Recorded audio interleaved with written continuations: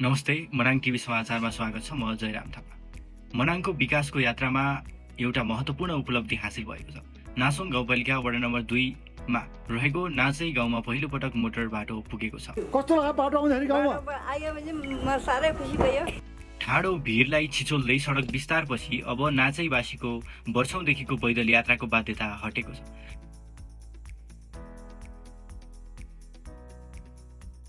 सडक सञ्जालको यो विस्तारमा जिल्लाका जनप्रतिनिधि र नेताहरूको सक्रियता पनि विशेष देखिएको छ।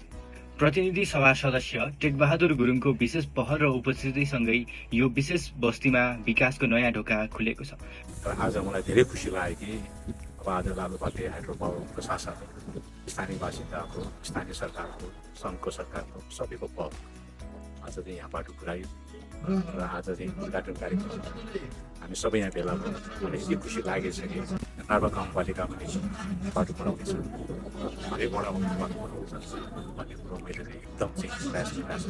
मलाई लाग्छ स्थानीय समस्या उहाँको सडक सञ्जालले गाउँको मुहार फेरिने विश्वास व्यक्त गर्नुभएको छ। त्यस्तै प्रदेशसभा सदस्य मुनिन्द्रजङ गुरुङको सक्रियतामा प्रदेश सरकारको लगानी र समन्वयले यस सडक खण्डलाई पूर्णता दिन ठूलो मद्दत पुगेको छ।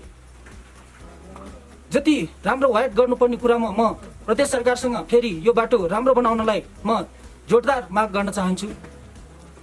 साथै नासोङ गाउँपालिकाका अध्यक्ष धनबहादुर गुरुङको पनि यस सडक विस्तारमा महत्त्वपूर्ण भूमिका रहेको छ। नमस्कार, म धनबहादुर गुरुङ, अध्यक्ष नासोङ गाउँपालिका मनाङ। यो मेरो गाउँपालिकामा चाहिँ मोटर बाटोले नछोएको एउटै वडा थियो यो जो आज चाहिँ यो उद्घाटनको कार्यक्रम भइरहेको छ। हामी गाडी चढेर नै यहाँ आयौँ। हामीले चाहिँ 4 वर्ष अगाडि बोलेको कुराहरू आज सम्पन्न भएको छ। त्यसैले म अत्यन्त हर्षित छु।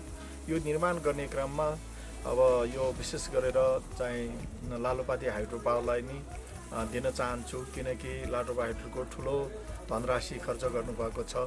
हाम्रै पालिकाको के अरे यो आइईमा पालिकाको डिपिआरमा नै उहाँहरूले सहयोग गर्नुभएको यो हाम्रै साझेदारीमा र प्रदेश सरकारको पनि लगानी छ। यसरी नेपाल सरकार र लालुपाते हाइड्रोको संलग्नतामा चाहिँ यो मोटर बाटो पुर्याउन सफल भएको छ। म अत्यन्त हर्षित छु। यसको लागि धेरै धेरै सम्बन्ध पक्षहरूमा धन्यवाद दिन चाहन्छु। त्यसका साथै विकासप्रेमी नेता पाल्तेन छोपङ गुरुङ लगायतको टोलीले सडक निर्माणको क्रममा आइपरेका प्राविधिक र स्थानीय अवरोधलाई चिर्न महत्त्वपूर्ण भूमिका निर्वाह गर्नुभएको थियो। हाम्रो नाचे गाउँमा यस्तो सुन खानी छ, एउटा प्राकृतिकको देन छ यहाँ माथि। त्यो सुन खाने देन